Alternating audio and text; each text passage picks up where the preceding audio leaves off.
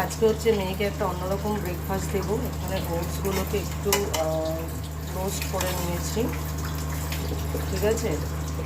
এরপর দেখো কী কাঁঠালি কলার অল্প একটু অংশ নিয়েছি, এবার এটা একটুখানি পেস্ট মতন করে নিয়ে, আর এখানে ড্রাই ওটসটাকে মানে যে রোস্ট করেছিলাম ওই ওটসটাকে একটু গুঁড়ো করে নিয়েছি মিক্সিতে।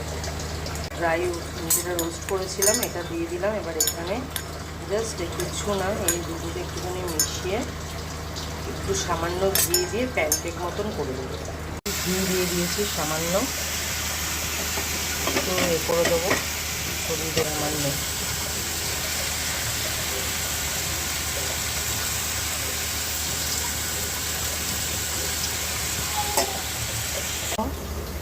Pancake ready. আরেকটু মনে হয় চ্যাপটা চ্যাপটা হতো, যাই হোক প্রথমবার করলাম, যদিও খায় তো করে দেবো ওকে।